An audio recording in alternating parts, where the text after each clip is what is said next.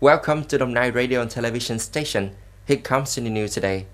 Yesterday, Prime Minister Phạm Minh Chính inspected the Mai Sơn National Highway 45 component projects of the East North South Expressway project phase. He stopped at the Thum Thi Tunnel to take and review the report on the status of project implementation.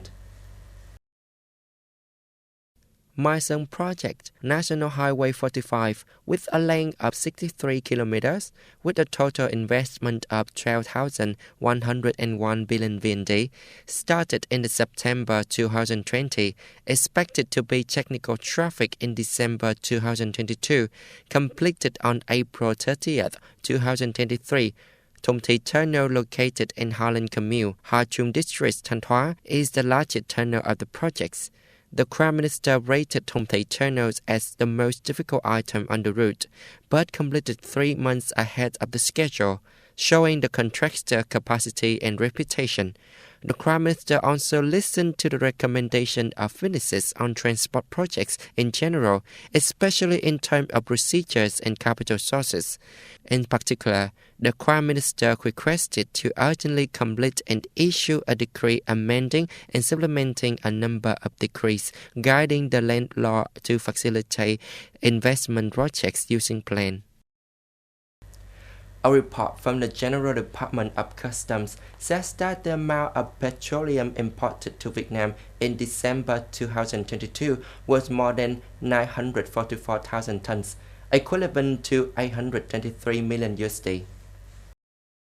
In general, the amount of petroleum imports in 2022 is nearly 8.9 million tons, equivalent to nearly 9 billion USD, a sharp increase of 27.7% in volume and 118.5% in value compared to 2021, in which imported diesel oil reached 4.74 million tons, accounting for 54% of imported petrol and oil of the whole country. Imported gasoline volume reached 1.7 million tons, accounting for 21%. Imported jet fuel reached 1.46 million tons, accounting for 16% of the country's petroleum imports. The amount of petroleum imported into Vietnam in 2022, mainly from South Korea, is 3.22 million tons, up 96.3%, followed by Singapore, Malaysia, with output of nearly 1.5 million tons and 1.42 million tons respectively. According to the survey by Forbes magazine, in 2023, there will be many promising jobs in the context of the COVID-19 pandemic being well controlled, in which in the field of e-commerce, healthcare and tourism, the hotel rank at the top in terms of outlook. Especially after a few years of suffering due to COVID-19, the hotel industry is expected to be one of the few with the best growth rate in this year. Meanwhile, according to the survey by consulting and analysis firm Gone Up, the firm of remote work that has been promoted by COVID-19 pandemic will continue in this 2023. Of the 8,000 workers interviewed, 22% wanted to continue working remotely, while 55% wanted a combination of remote and on-site work. Italian Prime Minister Giorgia Meloni yesterday held talks in Libya with the government officials discussing energy and migration issues, leading issue of Italy and European Union (EU).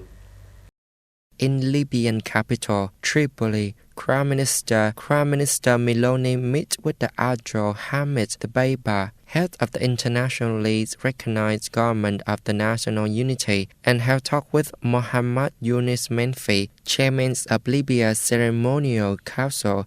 Discussing with Mr. Dbeibah, Ms. Meloni re-emphasized her positions that Italy wants to enhance its position in the region, but does not seek a dominant role, but want to help African countries grow and become richer. During the visits, oil and gas companies of the two countries signed gas contracts worth $8 billion, the largest investment in Libya's energy sector in more than 2 decades. Libya is the second North African country Prime Minister Meloni has visited this week after 3 months in power. Before that, she went to Algeria, which has become Italy's #1 energy supplier since the conflict in Ukraine. Retired General Petro Pavel defeated populist billionaire Andrej Babis in the second round vote to become the new president of the Czech Republic. Mr. Pavel told the crowd of supporters, "My presidency will only be successful when we all succeed together." With 97% of voters out of nearly 15,000 polling stations counted by the Czech Statistics Office, Mr. Pavel won 57.8% of the vote to Pace's 42.2%.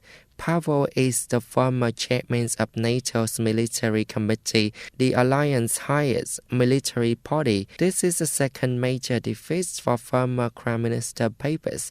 His moderate ANO movement failed in 2021 general election. This is the end of our news today. Thanks for watching. Have a good time. Goodbye.